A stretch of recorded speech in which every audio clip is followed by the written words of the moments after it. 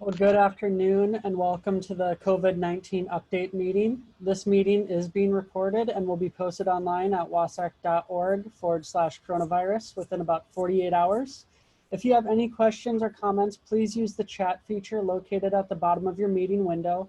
All entries in that chat are being recorded and will be retained as a public record. If you would like to speak, please use the raise hand icon. For those participating by phone, you can raise your hand by pressing *9, and today's moderator will call on you. If more than one commissioner from a county is participating in today's meeting, this meeting should have been noticed as a public meeting. Any guests in attendance should remain muted. Thank you again for joining us today, and now I'd like to welcome Jamie. Thanks, Mitch, and happy Friday, everyone. I know the last couple of weeks have been really busy for you all, and next week will most likely be busy as well. Congrats to a number of our counties that have had their most recent variance requests approved. I know there's a number that are also being reviewed as we speak, so I know a lot of anxious work that's been happening the last couple of weeks. So for today, we have some guest speakers from our Superior Court, and then as time permits, we'll do a quick roundtable as well, letting you know, be able to share some of the things going on, ask some questions, etc. to the group. So with that, let me turn it over to Melanie, who is going to introduce our guest speakers. Happy Friday, everybody. Thanks for joining us.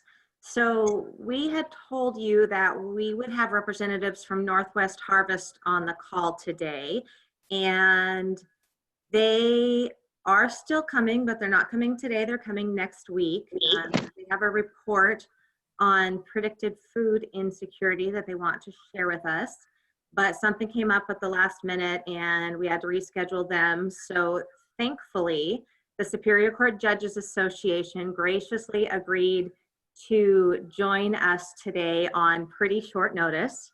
So I'm really glad that that worked out, and I'm very happy to say that we have Judge Sean O'Donnell, who I have worked with in the past.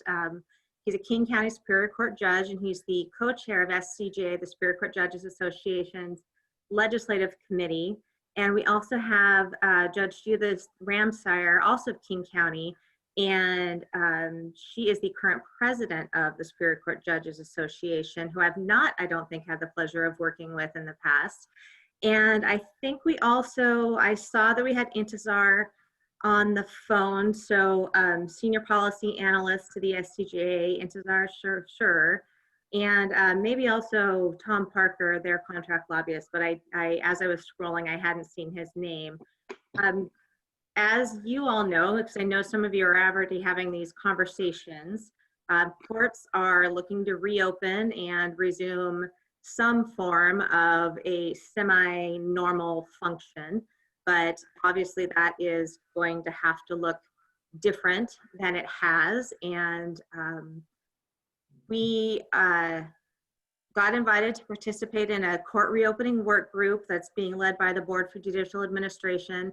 I think the first meeting of that is next week, but we thought that this was really great timing to bring the two groups together to talk about what the judges are thinking they will need to start really actually hearing and seeing cases and things like that in the future, and let you have a dialogue with them, ask questions, talk about whatever concerns you may have, etc. So thank you, Your Honors, for joining us, especially on such short notice. And I'll go ahead and turn the floor over to you. All right. Well, thank you. I don't know, Judge O'Donnell, do you want to go? Do you want me to go? How should we do this?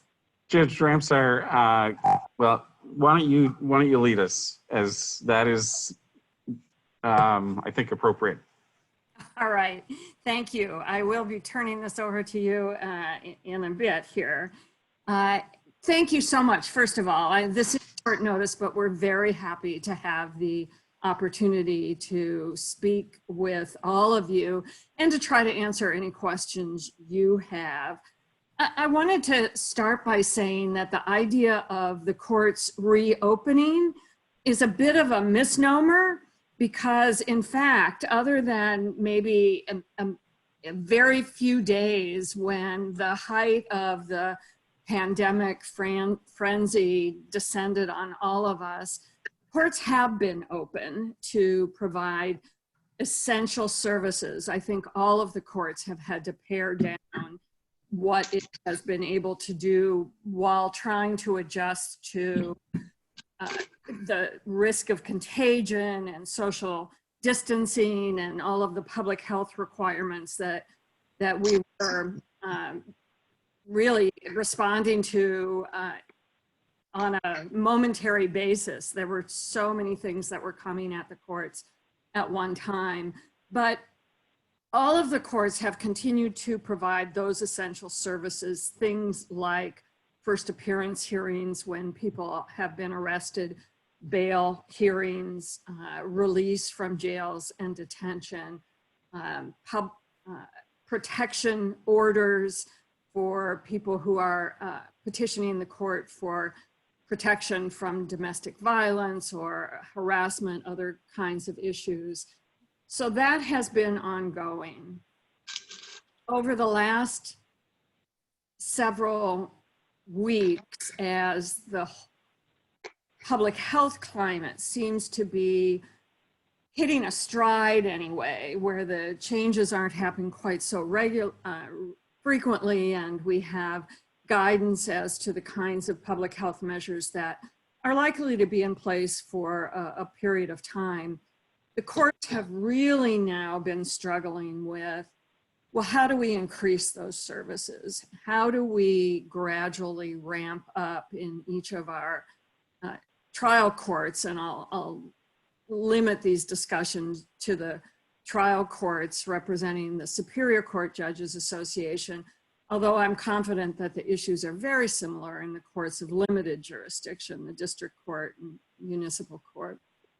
But how do we gradually increase our ability to provide our essential services to the public and start dealing, one, with the backlog that has been growing while we have been reduced to only providing those essential services that have to be provided while we were in a more restricted environment, while continuing to maintain respect for the public health and the mandates that continue to control all of our environments. And that's a huge challenge. And I must say, one of the byproducts of everybody going remote and holding meetings like this is that there is more collaboration now than I have experienced in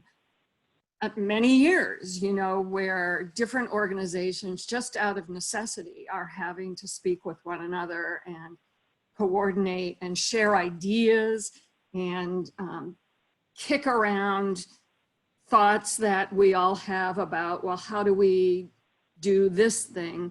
Because we're all doing things that are unprecedented. We haven't been called on to respond to something like that, certainly in the modern history. So we are really grappling and studying how to return to both bench trials and much more challenging jury trials. Much of what we've been doing over the last 2 months, I'd say, is being done in a remote environment through telephone or video conferencing, wherever that can realistically be maintained. There have been continuing in-court proceedings, especially for in-custody matters, while observing social distancing requirements. But if we're ever going to get back to the place where we're dealing with the volume of things courts routinely deal with on a daily basis, we just have to increase the modalities that we have available to us to do that. Right now, courts around the state are using Zoom or other remote platforms, video platforms to conduct hearings. And in a few cases so far, trials, bench trials, not jury trials, where we're learning how to conduct those things and deal with parties who are in remote locations, providing testimony, calling witnesses, dealing with exhibits, making a record for those proceedings. And the other element to all of our work, from the time that we shut down to the most essential services, as we continue to increase those services, is open courts and our constitutional requirement that court proceedings be open to the public. So all of these ingredients create challenges and have been things that we've had to carefully consider and proceed with on something of a trial and error basis. And we've learned a lot in a very short period of time. Right now, I think it's fair to say, and Judge O'Donnell can correct me if I'm wrong, I think the highest priority for trial courts is how to return to jury trials. And that is not a simple goal by any means, because by their very nature, they require us to call in large groups of citizens who are being asked to serve as jurors. In some cases, in criminal cases, 12 jurors, often requiring alternates. So in the usual world, for even a run-of-the-mill criminal trial, it would not be unusual to have 50 members in the jury pool that the court and the attorneys would question to determine their appropriateness to serve as jurors and go through the jury selection process. To do that now creates many challenges, not the least of which is just how we get members of the public to be willing to serve as jurors, understanding that it requires usually being in one location for some period of time with a number of other people. And so we have to inspire confidence in the citizens of the county that courts are looking out for their well-being, their public health, that we've taken all the measures we can to ensure that if they're being called to serve on a jury, we can provide social distancing, we can provide deep sanitation and cleaning, we can require people to wear masks, we can provide partitions, plexiglass partitions, or other measures. All of that is really a challenge to figure out. So we've got the public trust element, and then closely related to that is just where we do this, because as you all know, so many of our courthouses around the state are historic buildings, and they really weren't constructed with social distancing in mind. And there are any number of choke points as we ask large groups of people to come through limited entrances or security stations to congregate in a jury assembly room, to then be sent out to courtrooms where people are seated really shoulder to shoulder during the voir dire process or in jury boxes. And so one of the issues that we're looking at statewide, and I don't know of any court that isn't studying this issue, is how do we find the space to do this? Many courts are looking at contracting with convention centers or armories or empty high schools or other locations in their areas where court could be held in a different building, to allow us to actually bring in groups of people while still observing social distancing.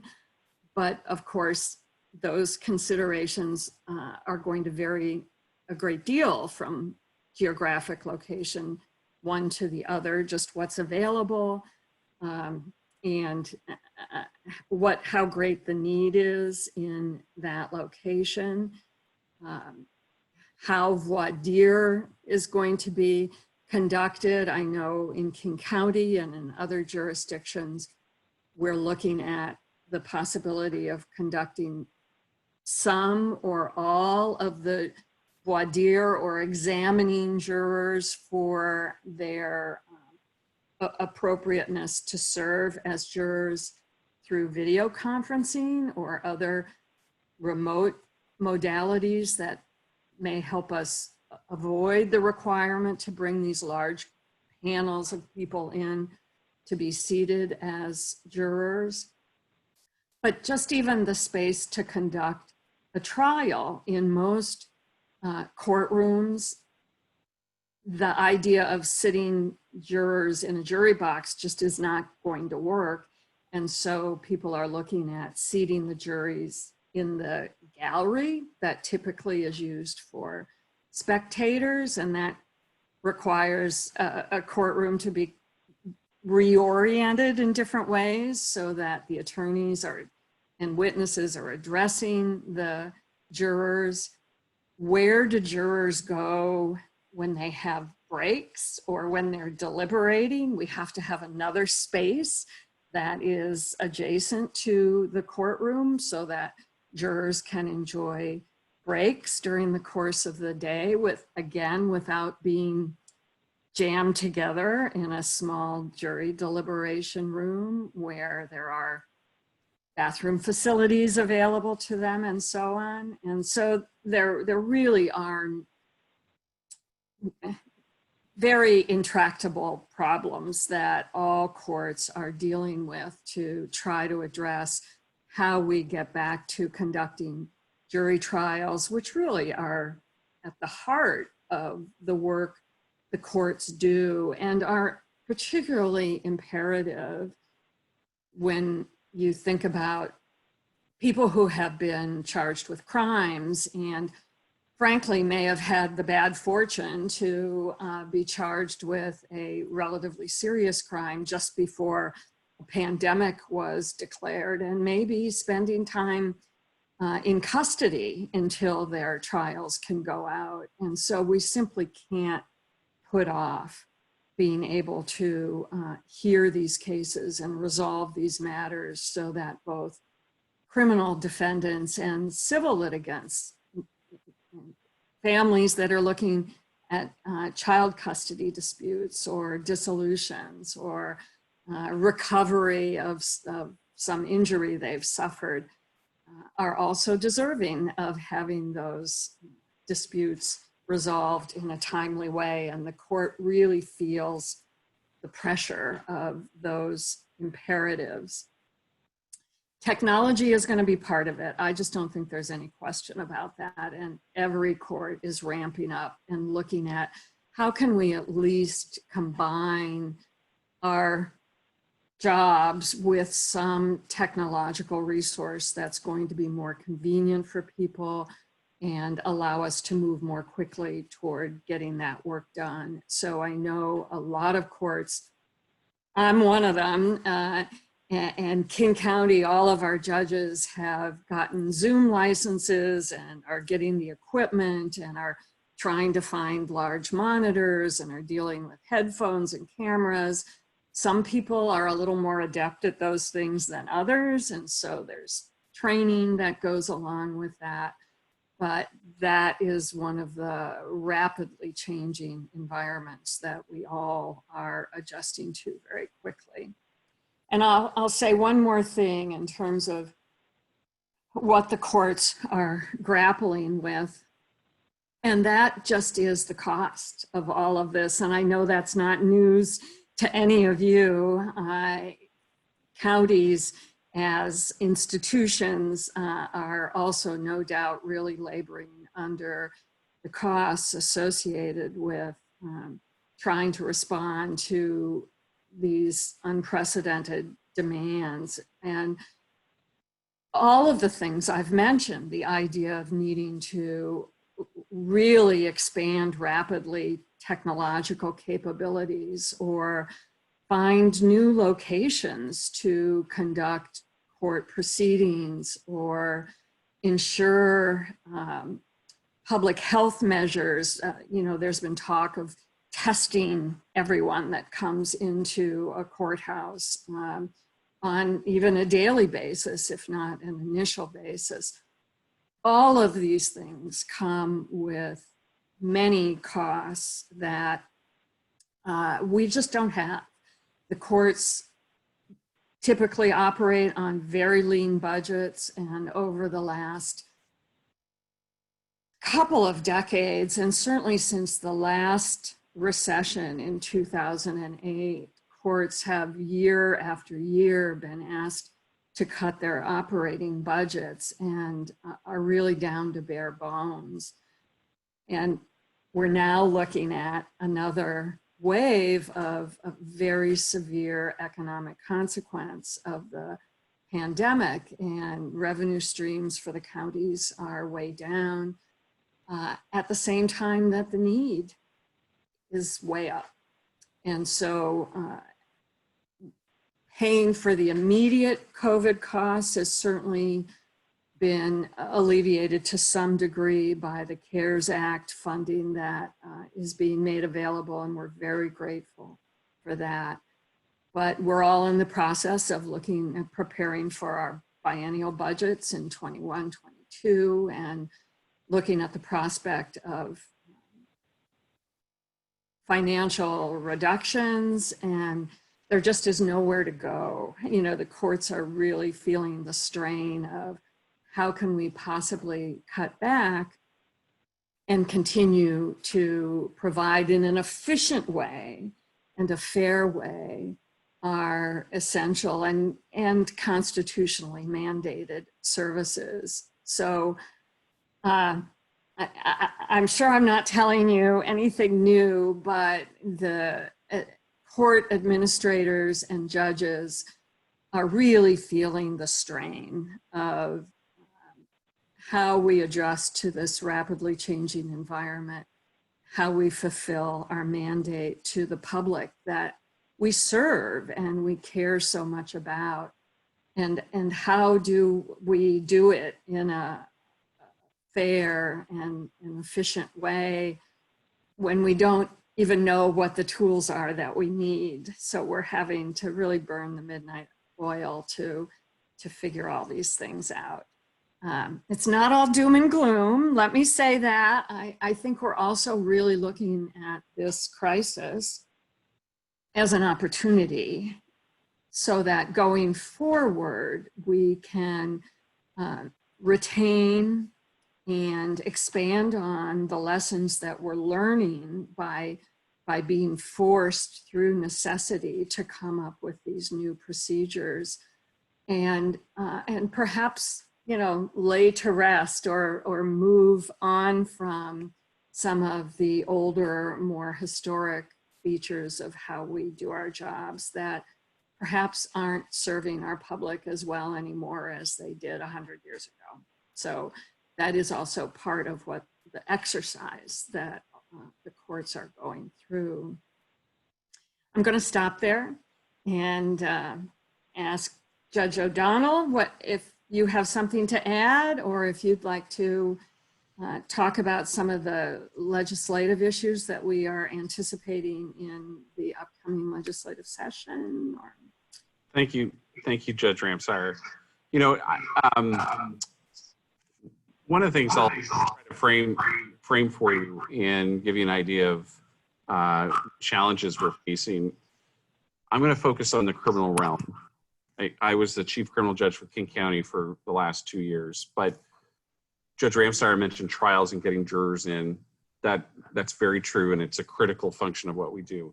But what we're seeing, and this is true in King County, and I will hazard a guess that it's happening across the state in all of your counties, is a huge drop off in resolutions.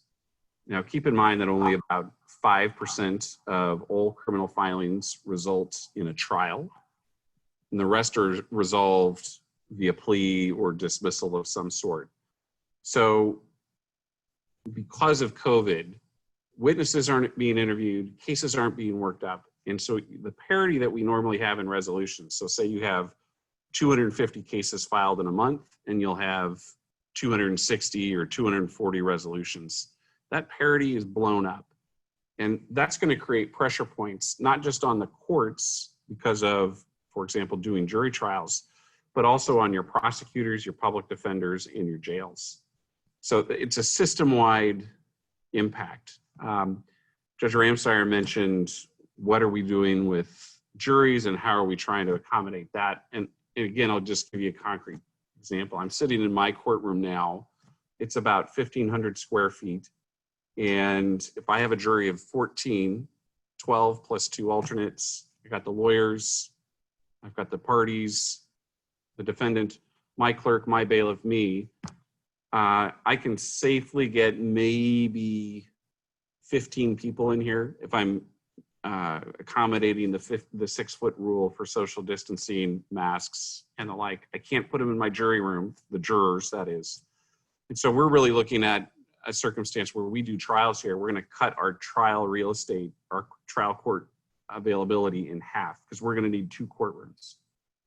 And so when Judge Ramsire mentions we're looking at alternatives like schools, convention centers, that's going to be a real ask. And I anticipate you will see, if it hasn't happened already, your judges knocking on the door saying, you got to help us. Because if we don't open that door for trials, again, you have a system-wide ripple effect. I would just sum up my observations by saying, where are you going to see judges ask you for help? One is going to be public outreach.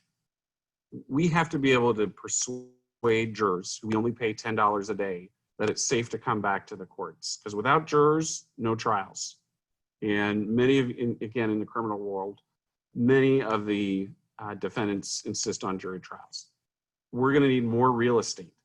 And that's whether you're in Stoughton County or King County. Video equipment, we're trying to be creative to reduce some of this real estate issues. And in King County, we're seriously looking at voir dire via Zoom. We don't know if that's going to pass legal muster, but it is something that we're exploring because we're so acutely aware of the real estate issues.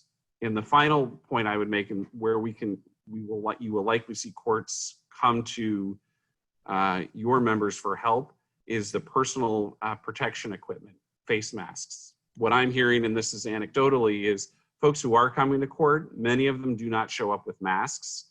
And at least in King County, and I'm sure that's the case in others, I think it may even be a statewide requirement right now. You got to wear the masks, and many judges are going to insist on that. But we have to provide them to members of the public, jurors, and the like who come in. So public outreach, real estate, video equipment, and PPEs are some of the acute needs I think you're going to see courts coming to you, if they haven't already, in the near future. Thank you, Judge O'Donnell and Judge Ramsire. Really appreciate it. I am going to kick off the questioning, if that's okay, because I have a couple of questions that I think I know the answer to, but since I don't know that I know it, I'm going to go ahead and just speak up. First of all, courts did not get separate CARES Act funding, correct? Okay. Because I knew that elections got some, and counties got some, and cities got some, but I wasn't sure if, okay. Well, that's too bad, but I am not surprised by the answer. You are on a slightly different schedule, I think, than the counties in general, because the Supreme Court's kind of following the phases from the governor, but not exactly. So if you could talk just for a moment, maybe about how is that going to look different than county by county? And okay, you're nodding. So yeah, so it'll still sort of follow the phases perhaps then, even though maybe you're starting backup jury trials and things like that according to the court order. And Judge, you're on mute. There we go. Oh. Unfortunately, you clicked on, oh, there we go. Yeah. Now we've got you. Sorry. See, this is one of the problems. But I've been working very closely with Chief Justice Stevens, and I think what she's intending to do is to run in concert with certainly the governor's phases, but to authorize courts to move independently at a different pace, depending on what the demands and abilities of those jurisdictions are, recognizing that it just varies so much from a large populous county to a less populous, more rural county, and the kinds of resources and demands in each of those spaces. So she's putting some parameters around her orders, but allowing latitude between the courts. And we know that the contracts from Commerce have finally started going out, and counties can really finally start looking at the CARES Act funding and are making decisions on how that's potentially going to be spent. There's a ton of questions still in play in terms of when it has to be spent by, whether there's other funding available, whether some of the funding that we thought was available is actually going to be passed along. So there's a lot of uncertainty still out there on the CARES Act funding, but and this is maybe not fair to ask two King County judges, but I know you're in great communication with the rest of your counties. Have judges in general started having the conversations with their county commissioners and council members on maybe what they should be thinking about as they go through this process? Yes, I believe they have, at least in a handful of them. I think particularly the largest counties, but I think most have had those conversations. Whether money has as yet been transferred, I don't know, but I think most have begun to be in discussions about what the needs are and how the executive is making decisions for distribution. Thank you. I had a thought and it just escaped my mind as I opened my mouth to say it. So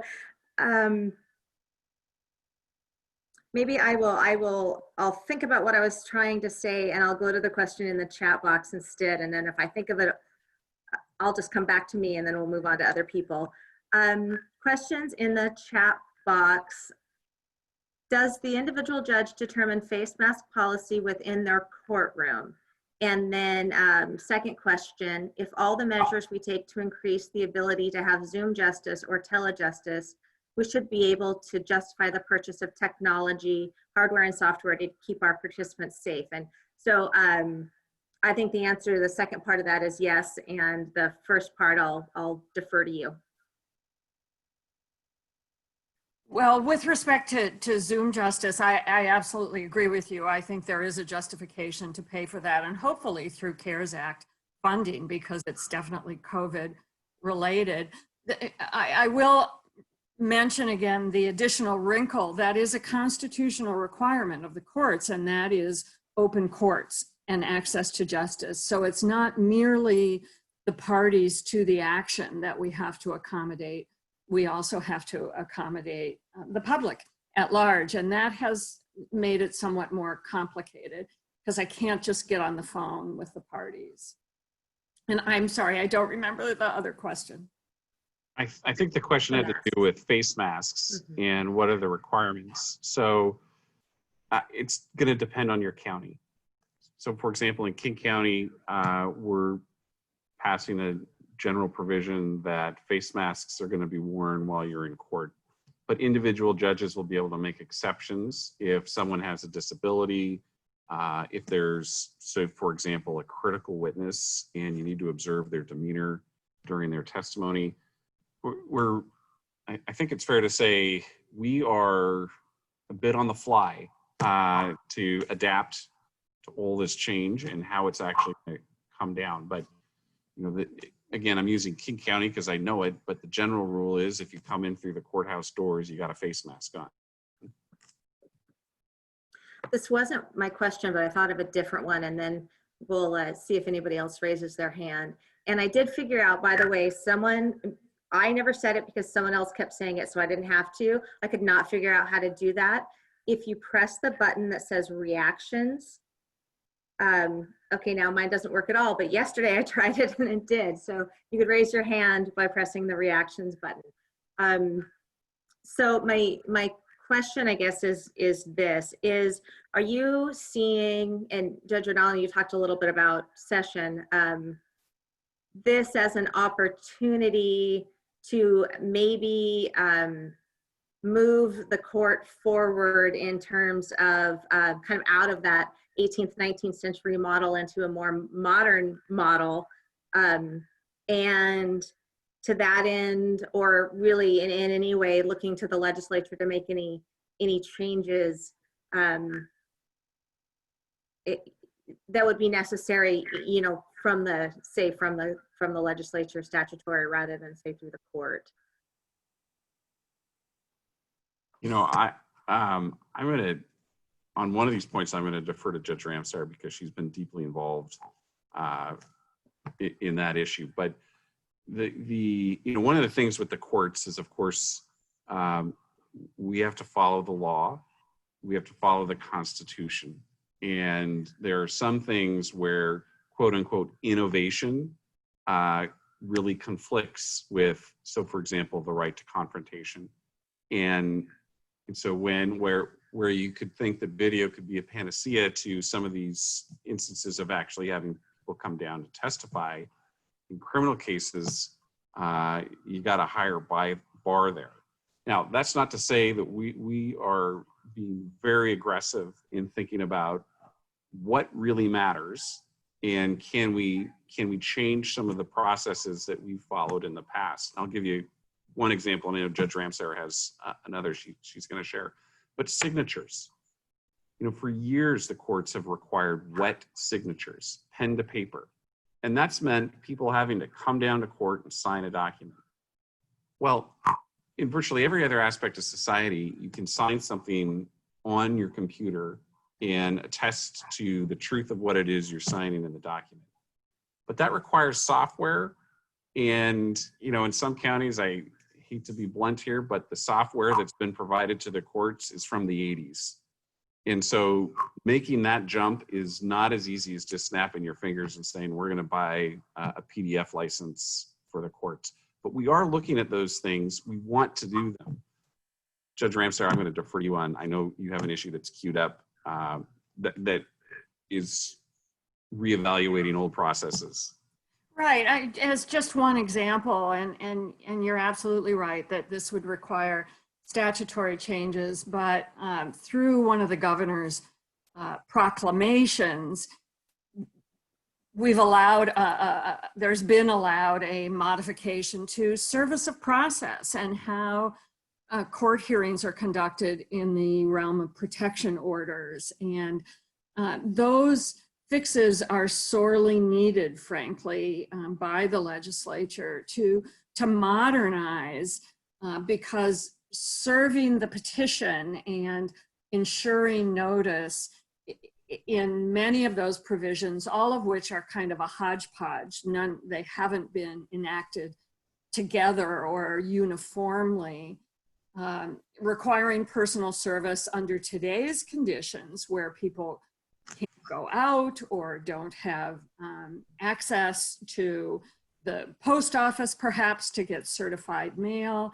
Modernizing those procedures, service by publication has always been sort of the last resort. How many people, read newspapers, hard copy newspapers? Is that still a viable option for service? Those kinds of procedures to modernize and bring into the 21st century the way that that people can provide notice to in litigation, and also show up for certain kinds of hearings anyway, where it's perhaps less important to have a person standing in front of you, could really benefit from some updating and modernization to make the courts more accessible to the people who need their help. And Melanie, if I could just add on to that, I've noticed some of the questions in the chat box and the concern about confrontation and credibility determinations. Mhm. Just to follow up what Judge Ramsire has said, there are key portions of court matters where nothing will substitute, really nothing will substitute for in-person witness appearances. But those are not every court appearance. And the default for many, many years has been, well, if you're coming down, as Judge Ramsare to say, file a domestic violence order petition, or if you're having a bond hearing, or if you're having a status conference on whether your case is ready to go out for trial, you've done that in person. Video has the ability to reduce the number of times people have to come in for those status type hearings, and it's safer for them, it's safer for your court employees, it's much more efficient in terms of time and resources and the like. And so while we're sort of in the throes of the pandemic right now and figuring out how do we get out, a longer term view of the benefits of video is really going to serve every one of your constituents. And it may even lead up to and include jurors in that analysis. And the other question, and thanks for reading ahead, because that was where I was going to with Commissioner Trask's questions. Councilmember Brown also wanted to talk about the remote court proceedings viewing and the use of technology. So if you could just unmute yourself and go ahead and ask, that would be fantastic. Yeah, so in discussions with some of the people involved in the court system at the state level, one of my concerns was the idea of doing remote testimony, or to have, say, the public being able to view the proceedings via YouTube. And I have two concerns with that. One is the moment you put a video onto an unrestricted or uncontrolled web environment, the potential to record that video, even with just simply with a cell phone pointed at the screen, means that testimony, and that testimony could be, say, a teenager testifying against someone in authority about something that happened, and that testimony becomes visible for everybody forever.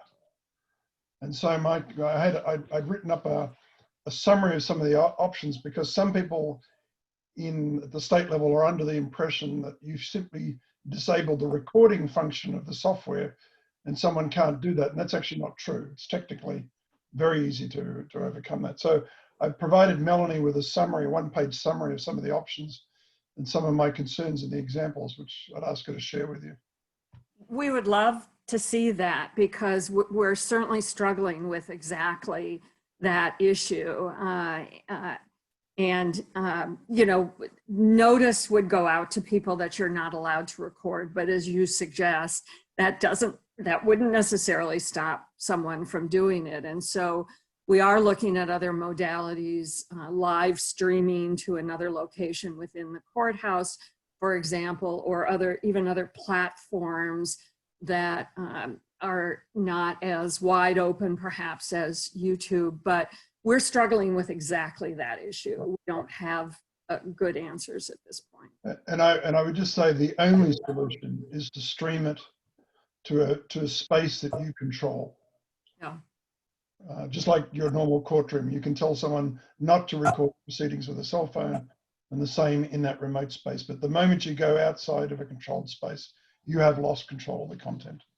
Yeah. You know, Commissioner, the flip side of that is, while we discourage people to come to court, having the public have access to their courts via YouTube or some other streaming capability is in some respects an antidote to the to the fewer number of people who show. But I agree with you. There's certain types of hearings and the like where you have to be extremely sensitive, and the lawyers know that they have options to prevent public dissemination of some information, such as dependencies and by statute adoptions and the like. But Judge Ramsar is right. We're sort of wrestling with all these great attributes that you can get in making sure that we follow the Constitution and have the courts open, but also the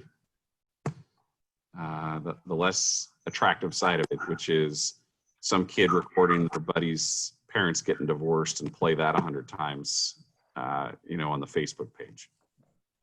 And I provided 2 examples, links to published examples of the abuse of this sort of information in the past, and that's in the document that I've provided to Melanie.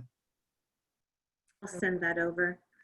And I didn't see it, so I apologize, but I think we have another judge on the line who had his hand raised. Do we have Judge Estudillo on? Yes, hi, I hope you can hear me. Yes. So I'm from Grant County Superior Court. We are one of the rural courts. There are 3 Superior Court judges and we have a commissioner. And I will echo everything that Judge Ramsar and Judge O'Donnell, all those issues are down. We are facing the same issue here. In addition, though, we are, as rural courts, are facing another issue, which is personnel. We are now sharing functions. For example, I became the default IT person on how to figure out how to use these electronic formats. And I'm the younger one of the 3 judges here. My other colleagues, great people, but they're not as computer savvy, quite frankly. And so I, by default, became the single IT person trying to figure out what are we going to do by way of remote proceedings and what technologies do we need, what kind of equipment do we need, et cetera. Obviously, working with our court administrators to figure that out. But after we identified that, how do you actually use the programs? And so again, by trial and error, I became the default person. We switched our juror administrator, who is now helping us with our remote proceedings. She's kind of running the show, working in the background, where the attorneys are emailing her saying, hey, our case is ready to go, call this one next. And so she's now taken on an extra function of being a judicial assistant inside the courtroom, because we don't have a judicial assistant. So we are stuck running the software while we're doing the hearings and trying to figure out how to run the software, as well as, again, shifting personnel over to help us run the actual docket. And then it coming down to, of course, the cleaning of the courtroom. If we have people that physically cannot come in by way of a remote proceeding, then we have to figure out how do we actually do the cleaning after somebody comes in and then they leave. And again, we're doing it ourselves because we don't have anybody to actually do that cleaning. So our court administrator or our juror administrator immediately will go wipe down tables. And so there's a personnel issue going on with these small counties. And we're a 3-judge county with 1 court administrator, 1 juror administrator, and a part-time assistant. And you have counties like Douglas County with 1 judge and basically 1 court administrator. And Adams County, they have 1 judge and basically 1 administrator. They're facing those same issues as well. How do you actually learn all this, figure out what's best for your courtroom, and then implement it without the personnel? So that's another cost in addition to those other things mentioned about public outreach, the real estate, the PPE, and video equipment. But that's another cost we're struggling with, especially now that we're hopefully going to start doing some type of jury trial. We got to manage between ourselves to figure all those extra tasks out in the middle of the trial. Well, I'm sorry I missed you, but I'm glad we have you. So we have both ends of the spectrum represented, which I appreciate. And apparently I'm pretty bad at this, reading the chat box and looking for raised hands. So have I missed anyone who wanted to speak or ask a question of the judges? If I have, please go ahead and just unmute yourself and jump in.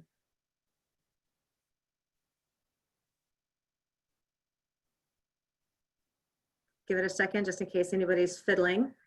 Or maybe I'll ask one closing question and then we'll let you off the hook, and hopefully you'll be able to have a good weekend.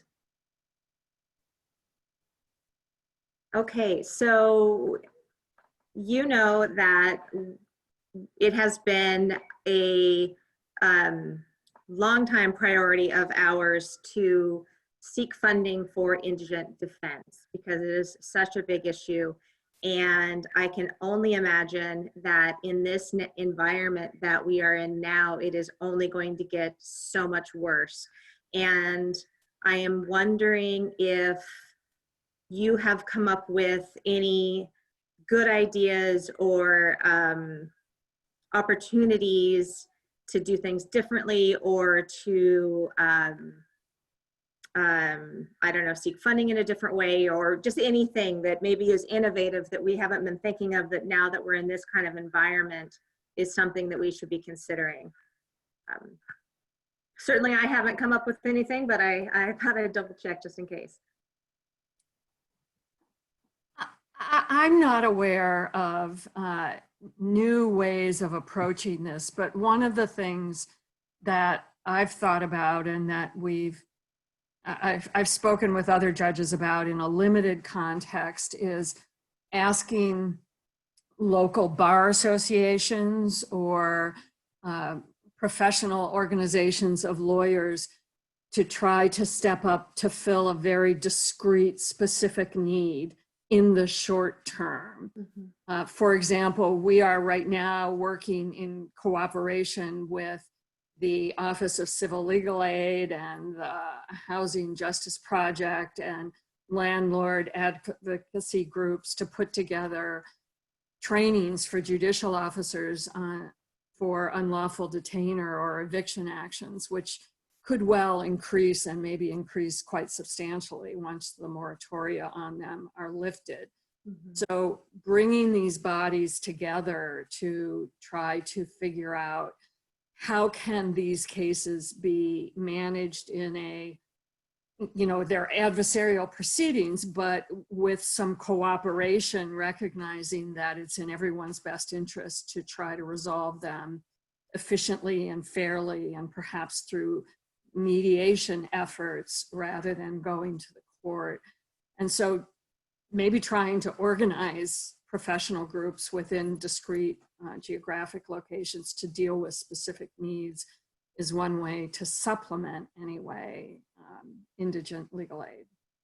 That's a good idea. I know one of the issues definitely is the shortage of counsel. So it's not just the funding, it's the actual people, even if you have the funding. So that's smart. Thank you. Melanie, I would say this to your entire team. If your judges don't have video capability, that is a low-cost investment and high return, and they can quickly change a number of practices, particularly on the front end of cases, if they have that ability to do hearings remotely. And the cost of a couple cameras and a screen and the like is, in the grand scheme of things, not all that much. So in my mind, that is a quick, concrete step that counties could take to help their superior courts, as well as the PPE. Thanks, Judge. And a couple of comments in the chat box really quickly. One, a thank you for taking the time. Yes, we absolutely appreciate it. And two, Councilmember Stevens was asking, was that your total staff? So I assume that was directed to Judge Estudillo on the staff you were referring to. Yes, that was the total staff. Court administrator, an assistant court administrator, and a jury administrator. That's it.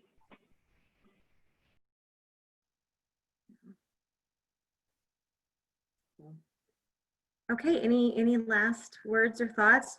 Judges, would you like to have the last word, or do you just want to get out of here and go hit your weekend? I actually have to jump to another meeting, but I do want to thank you very much for allowing us to speak with you. And I just think it's so important that we continue to talk. I mean, we're all struggling with these issues. And so the more cooperation and communication we have, the better. So thank you again. And we also had a conversation with our county IT directors and the administrative office of the courts, talking about some of the things on the technology end. And so I would say that what they said to us back to you, that oftentimes these ideas are come up with, and actually Judge O'Donnell kind of hit this on the head already, and Judge Estudillo, in fact, too, in a different way, the capability isn't there. The idea is a good one, but it's either they don't have the bandwidth or the materials or the knowledge on the user end. And so keeping in good contact, I think, with IT staff is going to be really important moving forward as well. Yeah. Thank you. Thank you all very much. We really do appreciate it. Normally we end around 4:30, but I will ask to see if people want to stick around and talk. And you're of course welcome to stay on, and of course welcome to take off too. So thank you very much for your time today. Thank you.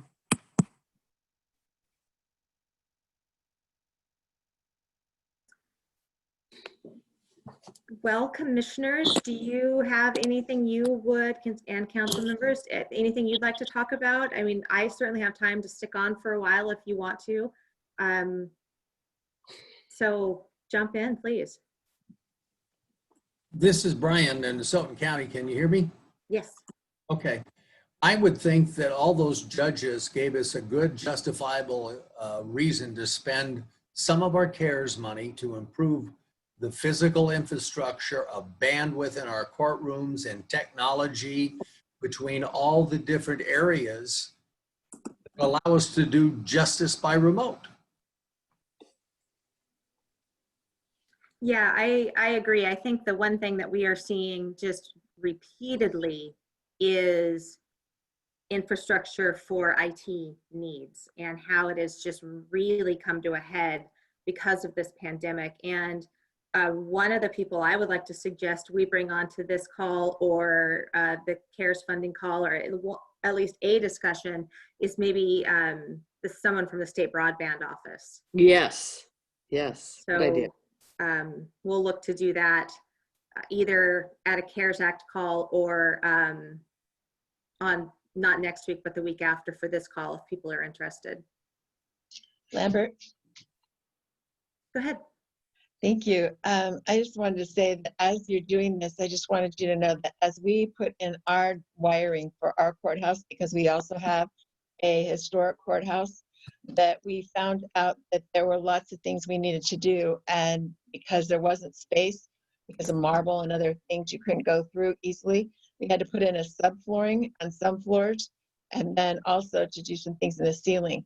So when you're thinking about costs, think about the fact that what you're going to go through as that medium, whether or not you're going to have to do a whole new floor or a whole new ceiling to bring the wires through. So that was something that when we did it, we were a little surprised about. Great point. Edna Fund. Yes, please. So we just submitted this morning our request to move to phase 3. I'd like to hear from some of the counties who are already in phase 3 and see what their challenges have been. Anybody on there? We have any phase 3 counties on? Oh, Commissioner McCart. Yeah, this is Wes McCart. We're in phase 3. The challenges in phase 3 have been as difficult, if not more difficult, than phase 2. Oh. In that we were told we were going to get guidance. We waited and waited and waited, and then they came out with this, fill out this sheet, 8-page plan on how you try to trace and what your business is planning on doing, and kick the ball down the road for any other guidance. So for like opening up the courtrooms, or I should say opening up the courthouse to customer facing business, that was left to, kind of figure it out, folks. There really is no guidance specifically, and where that might be a good thing, it's not necessarily a great thing. And we're experiencing, you're allowed to have groups of 50, and we've struggled with what does that mean? We've got folks that want to put on 4th of July parade. Can we just do it by a drive-by because we're not going to have one group of 50? but yet the entire parade over it's a long parade, it's a 3-mile long parade. You know, they come out of their houses to the end of the street to watch the parade go by. You know, I'm fine if all of us in the parade have to sit in our cars to go through, but why is that any different than a high school graduation?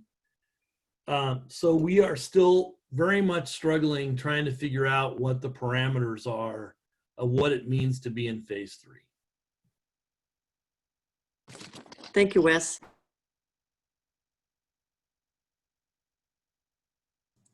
This is Brian.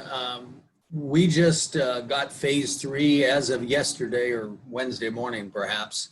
And today we had that same 8-page pick your poison safety plan that we met together with all the staff and the electeds, social distanced all over one of the courtrooms.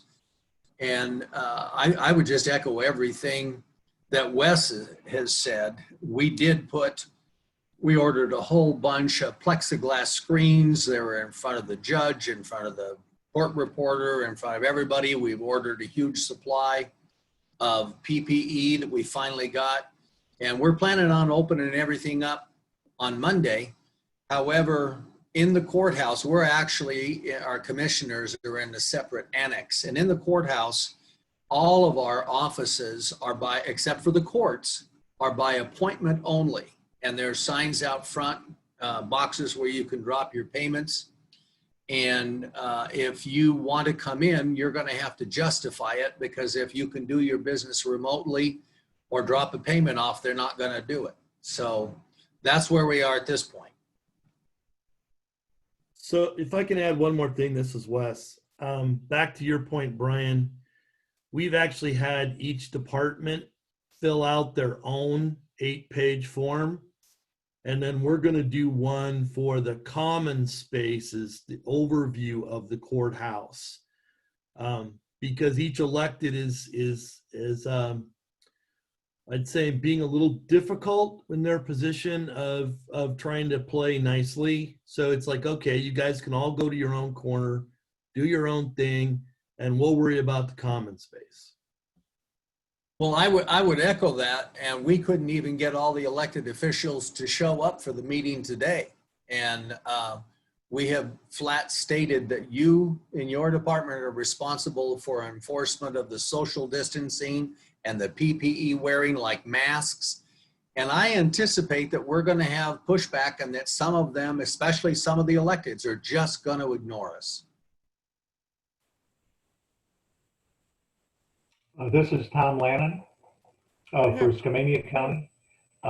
We were approved for phase 3 about 2 days ago, but in the interim, we have been interacting with L&I, who seem to be the new pit dog for the governor. They have put out some rather onerous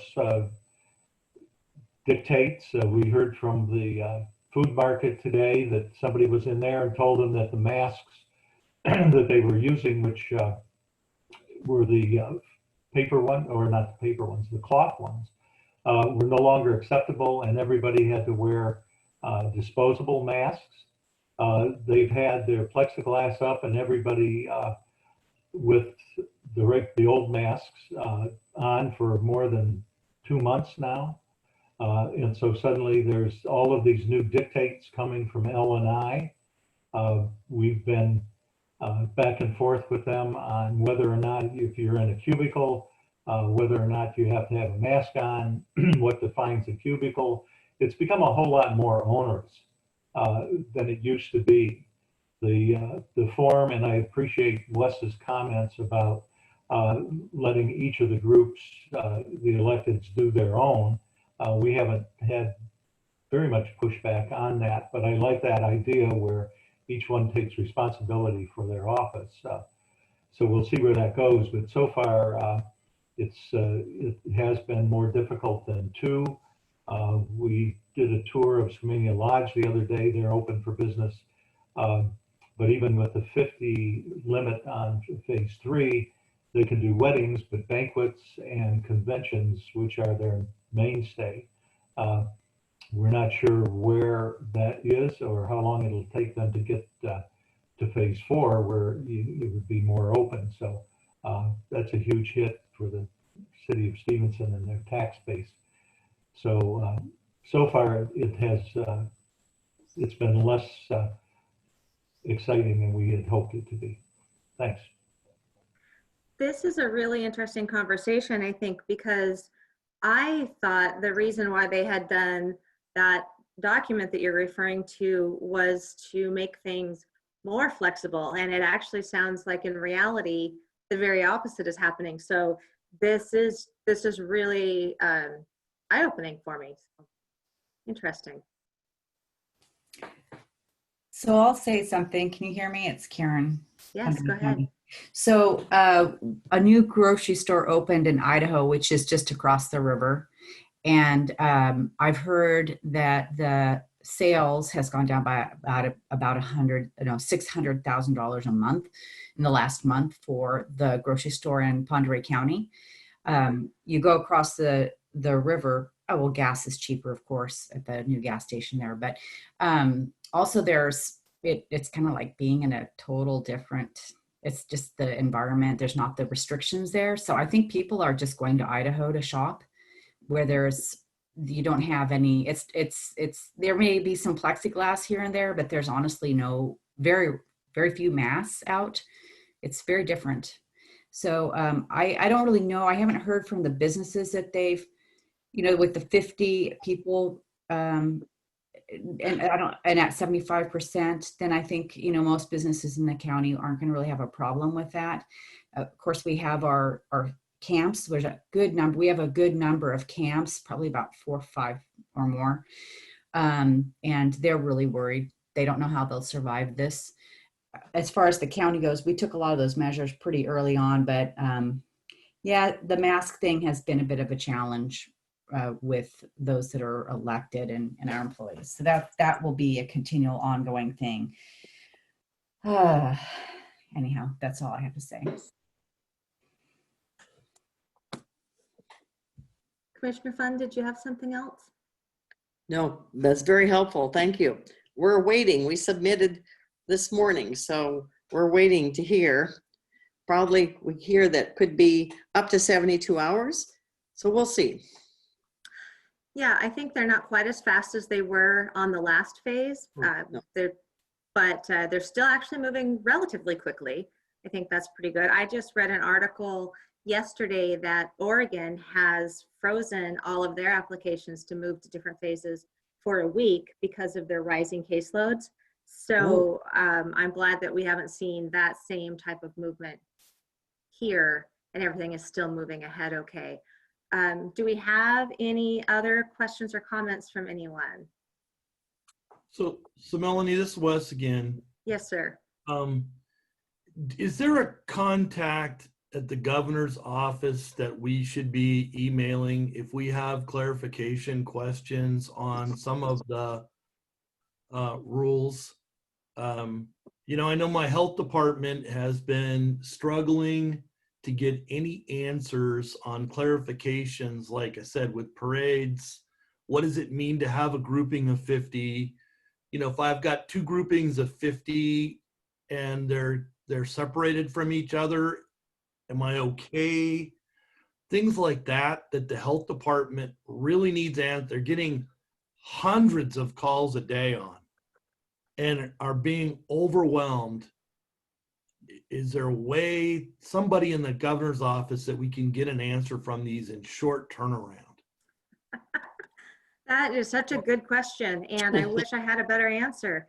What we have found is Jamie, Eric, and I have a standing Tuesday morning phone call with Scott Merriman, who is on a lot of these calls, and Nick Struley, who is the governor's external communications director, and then a woman named Sherry Sawyer. And to be honest with you, I don't know what Sherry's actual title is. She does seem to be the one who is the most responsive, but all of these things have been farmed out to different staff. And the rhyme or reason to that is not obvious. So to just guess who the right person is, we wouldn't necessarily get it right. But I think if I had to just throw someone under the bus for it, I would say Sherry, because she seems to be pretty good about getting the stuff out to the right people, even though we don't necessarily know who the right people are. And I'll type her name into the chat box, but then also if you do have questions, let me make sure I got that right, that you want to send to one of us, feel free to do that, and we will try to add them to our list. Again, it's not foolproof because they oftentimes don't know, or it takes a while, or having only a half an hour with them, you know, is not very much time. But certainly let us know and we can try and bird dog things. Thank you. Yeah, and I just put Sherry's email address in the chat box, and so we can try that. I will say too, Melanie, I've offered a solution to Department of Health because local health jurisdictions are just getting swamped with everybody's questions. A solution that I've offered is to have kind of a call center set up similarly to their COVID call center that was for the public, just, you know, with their random COVID questions, to have something set up for businesses and entities that are going through the reopening, where they could call and then through that call get triaged to answers. I don't know where it is. DOH seemed very interested in that, and was planning on bringing that to the governor's office. But I thought that might be a way for the state to become more aware of a lot of the questions that we're getting across the state, and to help kind of you know, identify, are there commonalities where guidance needs clarification and things like that. So we've been working hard on our end to get clarification, and then just also offer some solutions to help streamline that process for people on both ends of local health, and then also our businesses and entities.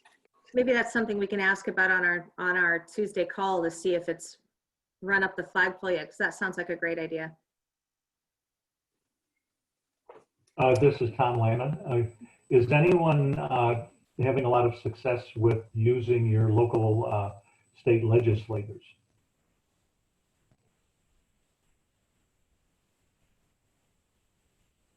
Okay.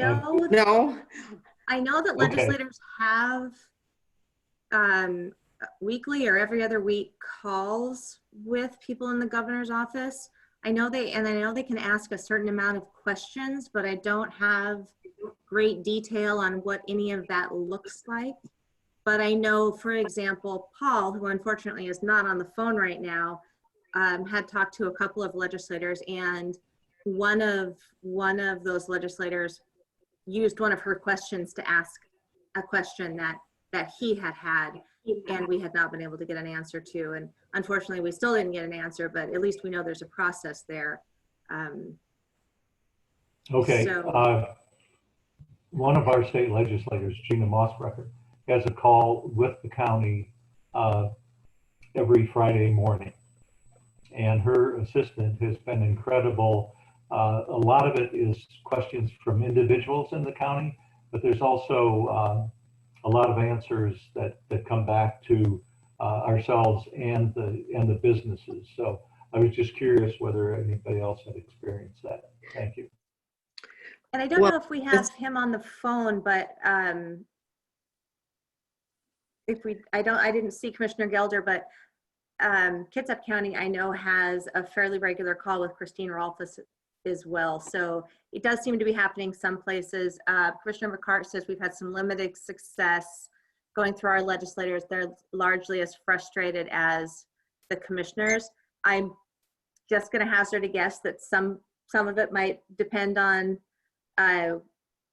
you know, who your legislators are in terms of, you know, what party, what, where they are in leadership, what committees they sit on, all that kind of stuff probably does make a difference. This is Edna Fund. We have a weekly call economic recovery, and our 19th and 20th legislators are invited, and they have, and they've said send them emails, and then they'll send them to the governor's office. In talking with Senator Braun, he's been pretty frustrated in that they haven't met with the governor, the Republican leadership. So there's not a good communication route there at this point for them. Melanie, it's right if I've got a question, if I can. Sure. So I sent you and Eric a question related to the prepayment of data plans, and I was just wondering if anybody, any other council member or commissioner has looked into the issue of being able to prepay a data plan under the CARES Act dollars. Yeah, I will say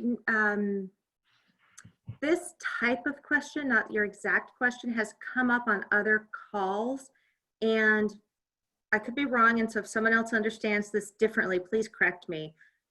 And we will on our CARES Act calls, not this week because he's busy, but starting the week after next, have Tony Hansen from the Department of Commerce will just be on those calls now.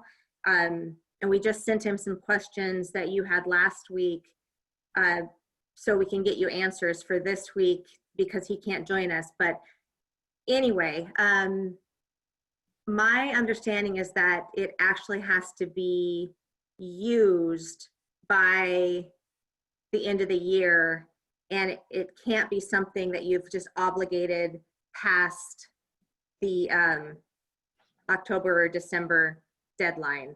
So unfortunately, I think the answer is no, which is silly to me on some of this stuff, but that's kind of what we've been told so far. Well, there's yeah, but in response to that, I guess I'd say this: if I enter into a contract where I'm agreeing to pay month to month for the next 12 months, then I think your answer is correct. But if I enter into a contract where I bought a prepaid plan that covers a 12-month period, that's where I think it's an undefined answer. And the reason it's critical is because, I mean, like the Seattle Times put out, 15% of the kids in the state have no access to internet, and yet they're being told to study. And that the solution to that is two parts. One is getting them a computer, which we can do within caveats, because I'll come back to that question in a minute. We can get them a computer, but we have to give them some way to access the internet as well. As far as the computer issue is concerned, I had a conversation with one of the manufacturers today who already said that they are seeing severe backlogs on supplying computers, maybe because of CARES, but maybe just because of all these people going and working remote now. So even getting the computers is going to be a problem. It looks like maybe we had people who wanted to respond, but may I send your question to Tony? Would you mind? No, excellent. Send it to everybody. Perfect. I'll pass it on to him. Thank you. Did anyone want to weigh in on that or on anything else? This is Brian. I was just going to say that earlier this week, whether it was Monday or Tuesday, I complained about not getting our contract back right away from Commerce, and we received it Wednesday afternoon. So we're going to sign it and send it Monday. But now the fun begins, and whether or not we can buy all those things that are COVID related, it's going to be fun. Good. I'm glad that came relatively quickly then after it hadn't. At least it got spurred. Melanie, Tom Lannon again. I came late to the party today, I'm sorry. But one of the questions that came out of last week's meeting was engaging with the auditor's office. Have we made any progress on having something set up for that? Thank you. I know someone was reaching out, and I don't know whether that has been locked down. Jamie, do you know? I think Derek was doing it, and I don't think Derek's on the call. He was off today, so I'll have to check. But I know he had reached out to somebody, unless Jamie, you know anything. No, Derek was going to reach out to State Auditor's office. He sent the email, and as of yesterday, he hadn't heard back, and he's out today. So still, we've made the invitation, and we're just waiting to hear.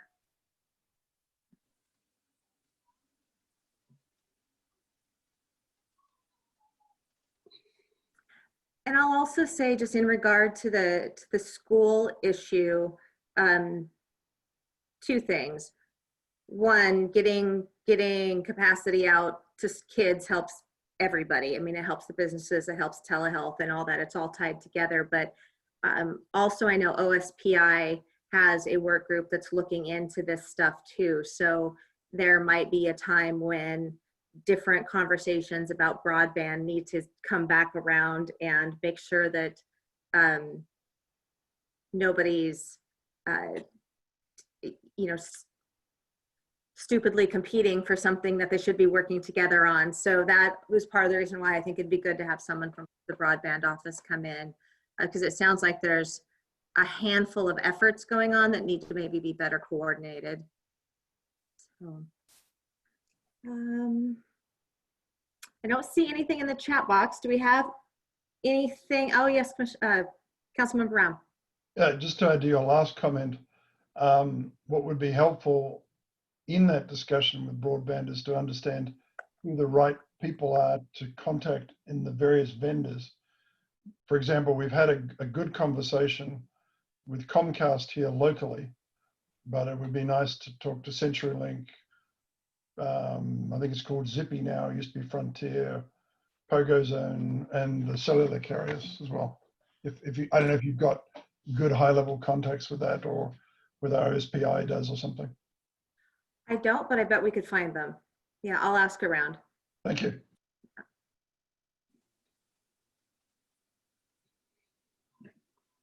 Have anything else? Yes, sir. Are you waving? Or are you saying I want to talk? Okay. I'm saying goodbye. Thank you. Perfect. We've gone about 20 minutes late, so I don't want to keep you if you don't have any other questions. So I'm happy to say just have a great weekend. Thank you. Thank you. Okay. Many thanks. Adios. Bye-bye, Bye-bye. everybody. Thanks, Melanie. Thank Thank you. Appreciate these calls. Thank you.